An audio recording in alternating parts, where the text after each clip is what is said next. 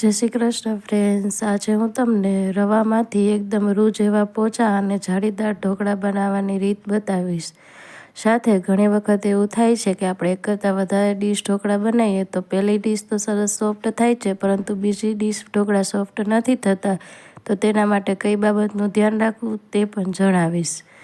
તો ચાલો આપણે રેસીપી શરૂ કરીએ. તો આપણે 2 પ્લેટ ઢોકળા બનાવવાના છે, તેથી આપણે 2 વાટકી જેટલો રવો લેશું. અને રવો લીધો છે એ વાટકીના માપથી જ આપણે 3 વાટકી અને ઉપરથી અડધી એટલે કે 3.5 વાટકી જેવી છાશ લેશું. પછી આ જે બેટર છે એને આપણે સારી રીતે હલાવશું. તો આ ટાઈપનું આપણે બેટર અત્યારે તૈયાર કરવાનું છે. પછી આ બેટરને આપણે 15થી 20 મિનિટ માટે રેસ્ટ આપીશું.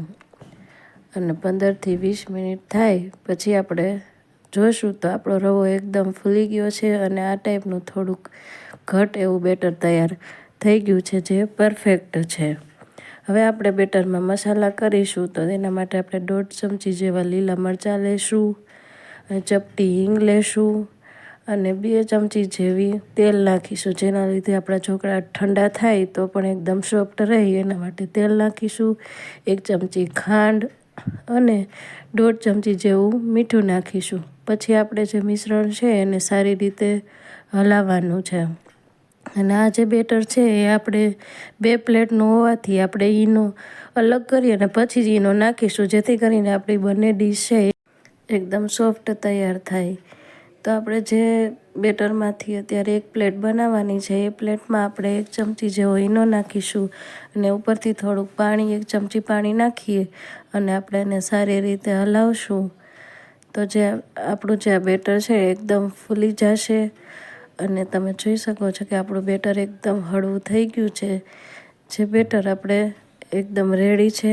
તો આવી રીતે આપણે ઈનો અથવા જો સોડા નાખવા હોય તો એ પણ નાખી શકો છો, પણ ઈનો નાખવાથી સારું રિઝલ્ટ મળે છે. હવે આપણે એક પ્લેટમાં અગાઉથી જ તેલ લગાવી લેવાનું છે અને એમાં આપણે બેટરને સારી રીતે પાથરી દઈશું. અને તેમાં ઉપરથી આપણે થોડુંક લાલ મરચું પાવડર નાખીશું. પછી જે આ પ્લેટ છે એને આપણે 15થી 20 મિનિટ સ્ટીમ કરવા મૂકવાની છે. અને આપણે જે પાણી છે અગાઉ જ ગરમ કરી લેવાનું છે, એટલે ઈનો નાખ્યા પછી કુકિંગ પ્રોસેસ ચાલુ થઈ જાય. 15થી 20 મિનિટ આપણે સ્ટીમ આપ્યા પછી આપણે જોઈશું તો આપણા ઢોકળા તૈયાર છે. તમે જોઈ શકો છો કે ઢોકળા એકદમ સોફ્ટ અને એકદમ જાળીદાર તૈયાર થયા છે. તો તમે પણ આવા ઢોકળા એકવાર જરૂરથી ટ્રાય કરશો. હવે આપણે જે ઢોકળા છે એમાં વઘાર કરીશું. તો વઘાર કરવા માટે આપણે એક પેનમાં તેલ લેશું અને તેલ ગરમ થાય પછી આપણે તેમાં રાઈ, લીલા મરચાં અને થોડાક લીમડાના પાન અને 1.5 ચમચી જેવું આપણે તેમાં તલ નાખીશું અને તેને સારી રીતે સાતળી લેશું. પછી જે આપણે પ્લેટ છે તેમાં વઘાર છે એને પાથરી દેશું અને આપણે ગરમા ગરમ ઢોકળા સર્વ કરીશું. જો તમને પણ આ રેસીપી ગમી હોય તો એકવાર જરૂરથી ટ્રાય કરજો અને તમારાથી આ ઢોકળા કેવા બન્યા છે એ કમેન્ટ સેક્શનમાં જરૂરથી જણાવજો. અને ચેનલને લાઈક કરજો, સબસ્ક્રાઈબ કરજો. Thank you.